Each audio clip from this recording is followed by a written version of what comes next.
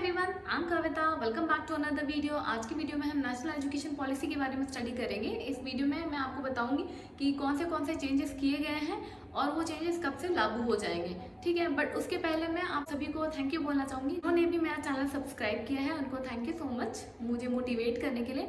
सबसे पहले जो इंडिया में एजुकेशन पॉलिसी में चेंजेस हुए थे वो हुआ था 1968 में। ठीक है, और उसके बाद में हुआ था 1986 और फिर हुआ था 1992 में।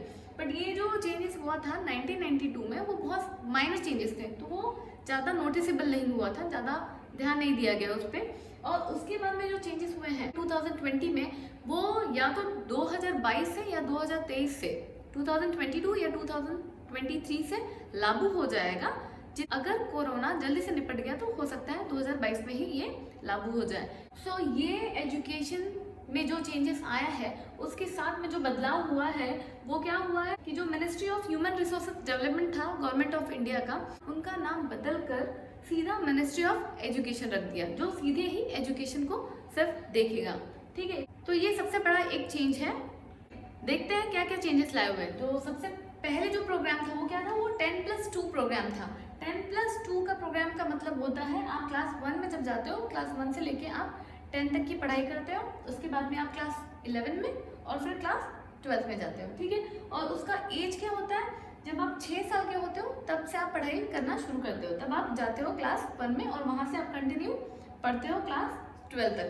और इस चीज़ को क्या किया गया है, इसको कन्वर्ट कर दिया गया है 5+3+3+4 में। ठीक है, यही नहीं समझ में आ रहा है। और साथ में जो स्ट्रीम सिस्टम जो खत्म कर दिया गया है वो ग्रेजुएशन, पोस्ट ग्रेजुएशन से लेके पीएचडी तक में क्या क्या चेंजेस लाए हुए हैं उनको हम देखेंगे, समझेंगे। मल्टीपल सब्जेक्ट्स को लाया गया है, साथ में एंट्री और एग्जिट इजी कर दिया गया है। एक एक करके दोनों को समझते हैं। पहले क्या होता था, गवर्नमेंट क्या करती थी, जब बच्चा क्लास 1 में जाता था उसकी एज क्या होती थी, 6 साल होता था। तो 6 साल की उम्र से जब वो पढ़ना शुरू करता था क्लास 1 से लेकर क्लास 12 तक, तो तब क्या होता था, तब गवर्नमेंट 12 साल एकदम स्ट्रिक्ट ऑब्जर्वेशन रखती थी उस बच्चे के ऊपर। 12 साल की पूरी निगरानी होती थी उस बच्चे के ऊपर। तो उसको क्या किया गया है, 10+2 को 5+3+3+4 में कन्वर्ट कर दिया गया है। तो यहाँ पे सबसे पहले हम इसको समझेंगे, इसका मतलब क्या है। ठीक है, इस स्टेज को फाउंडेशन स्टेज कहा गया है। फाउंडेशन स्टेज में क्या है, 3 साल बच्चे के प्री प्राइमरी की पढ़ाई होगी और क्लास 1 और 2 इंक्लूड होगा।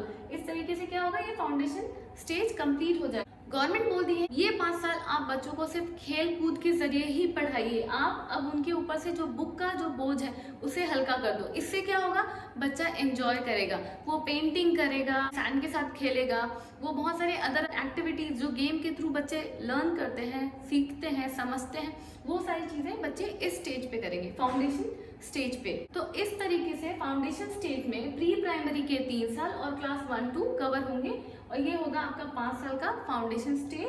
ठीक है, अब देखते हैं दूसरा स्टेज। दूसरा स्टेज है उसको बोला गया है प्रीपरेटरी स्टेज। प्रीपरेटरी स्टेज में क्या होगा, अब बच्चा क्लास 2 तक क्रॉस कर चुका है, अब बच्चा कहाँ जाएगा, क्लास 3 में। तो ये स्टेज जो होगा ये होगा 3 साल का। अब ये 3 साल का जो क्लास होगा वो कहाँ से कहाँ तक होगा, यहाँ पे बच्चा जब क्लास 3 में जाएगा, क्लास 3, क्लास 4 और क्लास 5, ये 3 साल को इस स्टेज में बच्चा कवर कर लेगा। और इस स्टेज में बच्चा एक्टिविटी के थ्रू ज़्यादा लर्निंग करेगा। बुक्स होंगे बट बहुत ज़्यादा उनके ऊपर बर्डन्स नहीं होंगे। पर यहाँ पे क्या होगा, बच्चों के एग्जाम्स चालू हो जाएंगे, स्टार्ट हो जाएंगे। ये स्टेज में बच्चों को एग्जाम्स नहीं देने होंगे।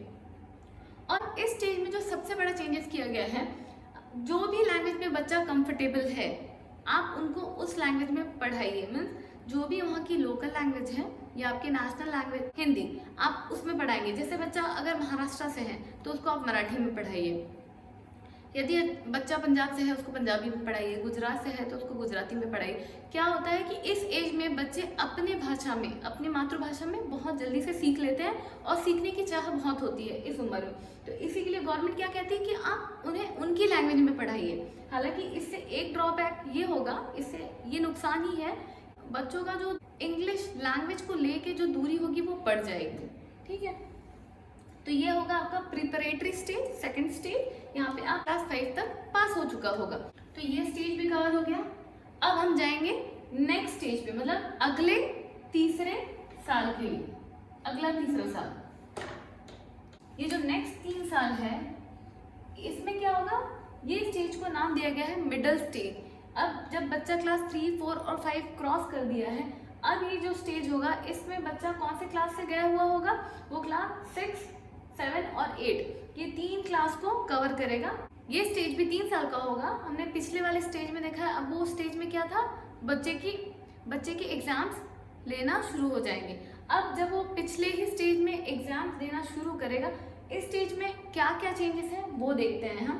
तो सबसे पहले इस स्टेज में जो चेंजेस किया गया है वो कंप्यूटर लर्निंग, मीन्स जो सॉफ्टवेयर लर्निंग होता है, बहुत एडवांस लेवल का नहीं, लेकिन माइक्रोसॉफ्ट ने बहुत सारे प्रोग्राम्स रेडी किए हैं जो ऑलरेडी फॉरेन कंट्रीज यूज कर रही हैं। इसमें क्या होगा, बच्चा कोडिंग लर्न करेगा, कोडिंग के बारे में स्टडी करेगा और साथ में कंप्यूटर के बारे में लर्निंग शुरू करेगा।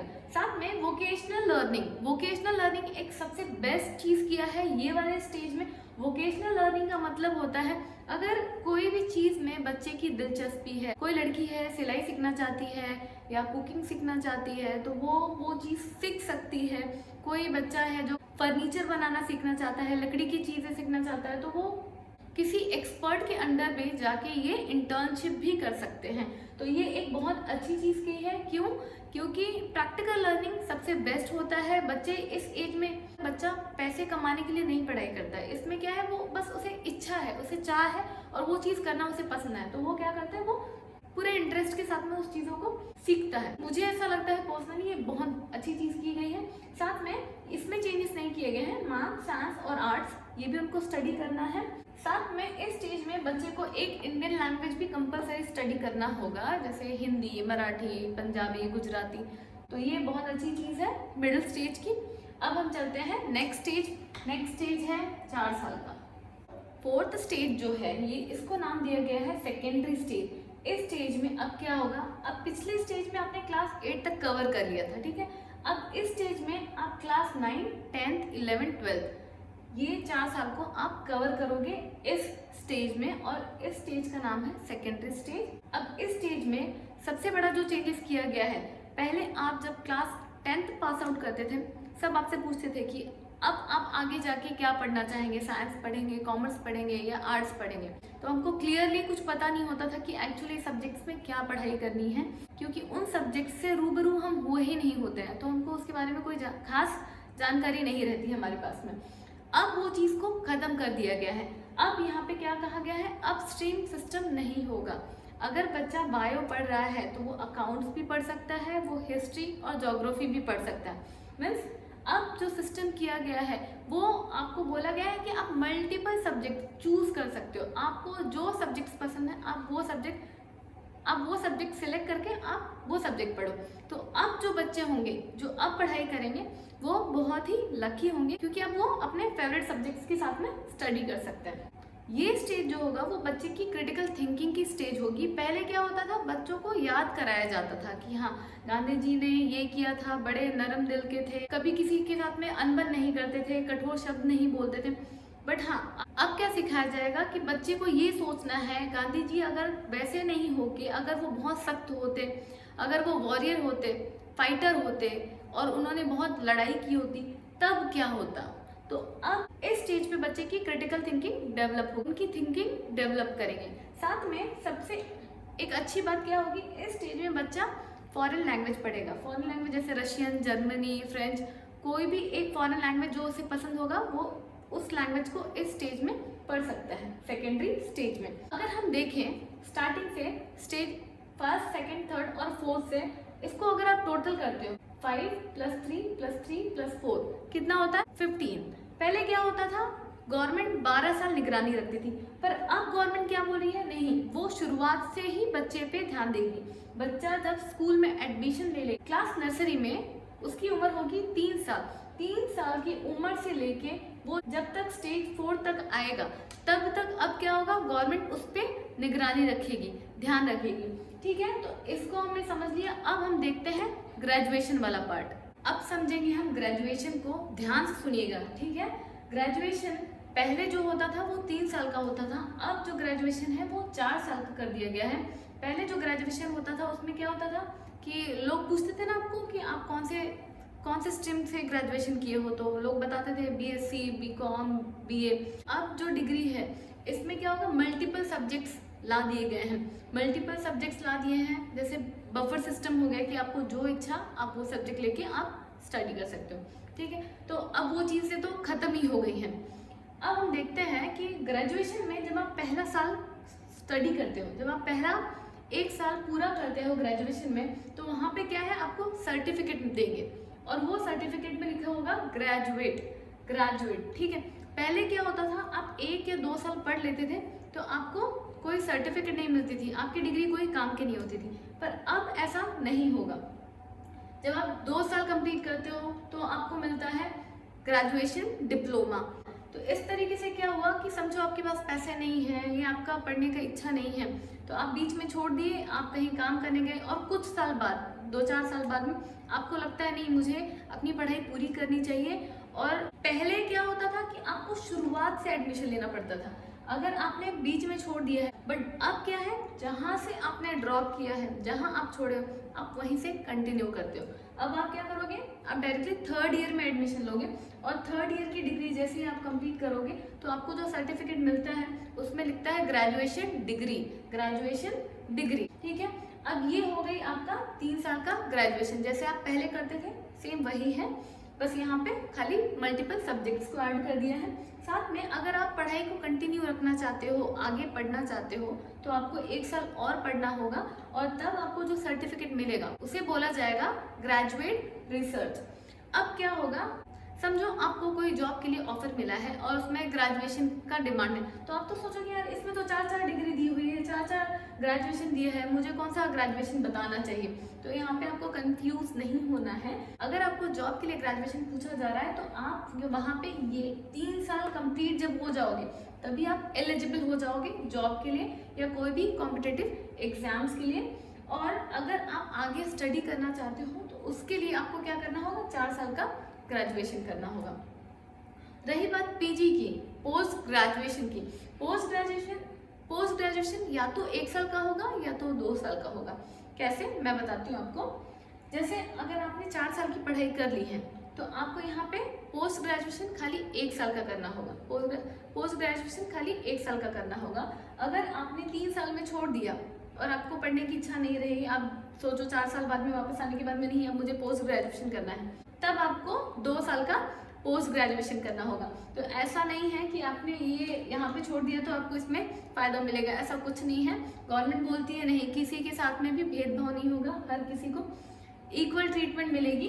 बट एक चीज़ सबसे अच्छा क्या किया गया है कि एंट्री और एग्जिट ईजी कर दिया है। आप कभी भी कहीं पे भी बीच में कोई भी साल कंप्लीट करके जब आप छोड़ के जाते हो, दोबारा जब आप स्टडी करने आओगे, पढ़ने आओगे, आप उसके आगे से कंटिन्यू करोगे, आपको शुरुआत से करने की ज़रूरत नहीं पड़ेगी। तो ये एक बहुत ही अच्छा काम किया गया है, क्योंकि पहले क्या होता था, अगर आप पोस्ट ग्रेजुएशन कर रहे हो, आपने पहला साल क्लियर कर दिया, 2nd ईयर क्लियर नहीं किया और आपने गैप ले लिया है, तब क्या होता था कि आपको शुरुआत से पूरा 2 साल पढ़ना पड़ता था। पर अब क्या है कि हर साल की वैल्यू होगी और आप जो भी आप स्टडी करना चाहोगे, आप दूसरे साल में डायरेक्टली एडमिशन ले सकते हो। पोस्ट ग्रेजुएशन के बाद में जो एमफिल की डिग्री थी उसको क्रॉस कर दिया गया है, वो अब नहीं होगा, उस डिग्री को खत्म कर दिया गया है। अब पीएचडी की बात करेंगे तो पीएचडी का कोर्स अभी भी 4 साल का है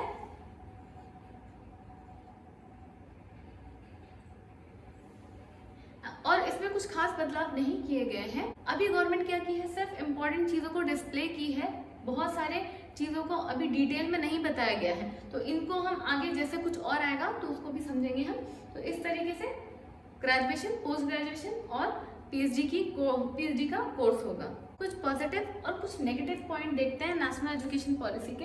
पॉजिटिव पॉइंट्स क्या क्या हैं, पहले उसको देखते हैं। पॉजिटिव में स्कूल फीस, अब तक क्या होते आया है, बहुत सारे जो गवर्नमेंट स्कूल हैं उनके फीस तो बहुत कम होता है, लेकिन जो प्राइवेट स्कूल्स हैं, बहुत सारे स्कूल बहुत मनमाना फीस लेती है, जैसे साल का 2 लाख 3 लाख, छोटे छोटे क्लास के बच्चों का बहुत फीस होता है। तो अब गवर्नमेंट क्या बोलती है कि एक क्राइटेरिया बना दिया जाएगा कि किस लेवल का स्कूल है और किस लेवल तक वो फीस ले सकता है। एक लेवल बना देंगे, उसके ऊपर नहीं, उसके नीचे ही उसको लेना है। तो ये एक बहुत अच्छा कर दिया गया है। कि अब जो स्कूल की मनमानी चलती थी वो मनमानी नहीं चलेगी, उनको गवर्नमेंट के अकॉर्डिंगली ही अपना फी स्ट्रक्चर रेडी करना होगा। तो ये एक बहुत अच्छा काम किया है। दूसरा है जीडीपी। जीडीपी अब 6%। पहले जो एजुकेशन के लिए फंड आता था वो करीब करीब 3% था, तो अब समझ लो आपको फंड डबल मिल रहा है। तो ये कितना फायदेमंद हो गया, ये बहुत अच्छा है हर किसी के लिए। तीसरा, वोकेशनल लर्निंग। वोकेशनल लर्निंग यहाँ पे बच्चा क्या होगा, प्रैक्टिकली लर्न करेगा, वो चीज़ों को प्रैक्टिस करेगा, किसी एक्सपर्ट के अंडर में जाके वो इंटर्नशिप कर सकता है, चीज़ों को सीख सकता है। तो ये क्या होगा, एक प्रैक्टिकल लर्निंग होगी, ये भी एक बहुत पॉजिटिव चेंज हुआ है। उसके बाद में है फोर्थ, रिजल्ट।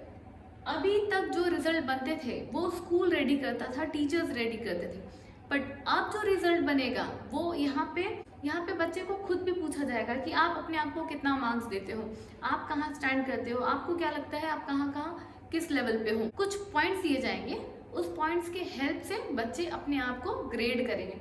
साथ में जो भी उनके बैचमेट्स होंगे या क्लासमेट्स होंगे वो भी उन्हें मार्क्स देंगे। तो अब क्या है, शुरुआत से ही बच्चे एक दूसरे को रिस्पेक्ट करेंगे, क्योंकि उनको पता है कि उनको सभी को एक दूसरे को मार्क देना है। तो इससे क्या होगा, एक हेल्दी रिलेशन भी बिल्ड होगा, हर कोई एक दूसरे की इज्जत भी करेगा और साथ में टीचर भी ग्रेडिंग करेंगे।